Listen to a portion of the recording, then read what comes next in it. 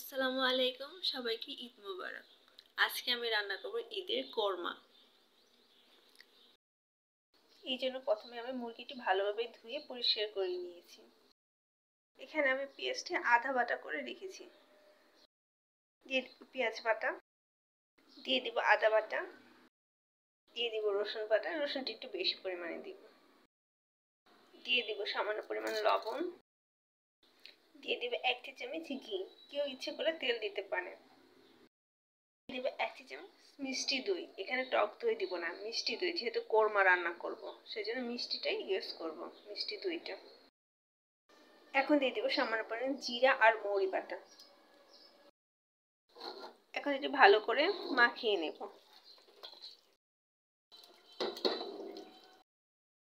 এখন আমি এটা পানির পরিবর্তে দুধ দিয়ে দিব।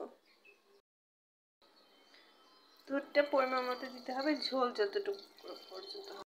এখন আমি এভাবে কমপক্ষে আধা ঘন্টা রেখে দেব।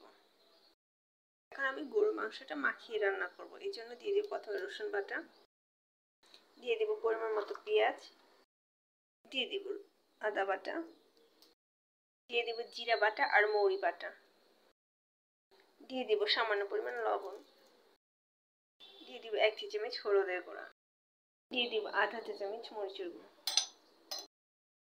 দিয়ে দিব পরিমাণ মতো তেল। এখন আমি মাংসটি ভালোভাবে মেখে নেব।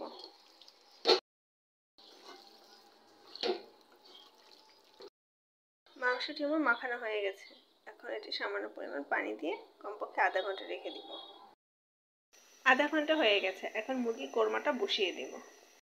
আমি পোলাওটা বসিয়ে দেবো। এই জন্য প্রথমে দিয়ে দেবো পেঁয়াজ, দিয়ে দিব সামান্য পরিমাণ আদা বাটা, সামান্য পরিমাণ রসুন বাটা, দিয়ে দেবো একটি তেজপাতা, দিয়ে দেবো সামান্য পরিমাণ লবণ।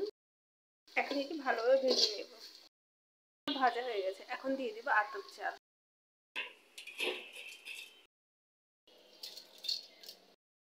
চালটি ভালোভাবে ভেজে নেব।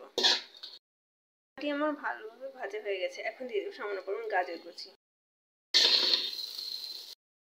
এখানে আমি 3 কাপ চাল নিয়েছি, এই জন্য 2 কাপ পানি দিব আর আধা কাপ পানি দিব।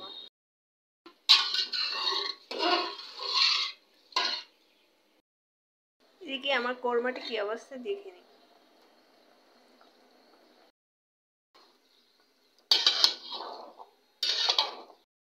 কোরমাটা আমার প্রায় হয়ে গিয়েছে। এখন দিয়ে দিব গরম মশলা বাটা, দিয়ে দিব 2টি তেজপাতা, নামানোর আগে দিয়ে দিব সামান্য পরিমাণে ঘি, দিয়ে দিব 4টি কাঁচামরিচ।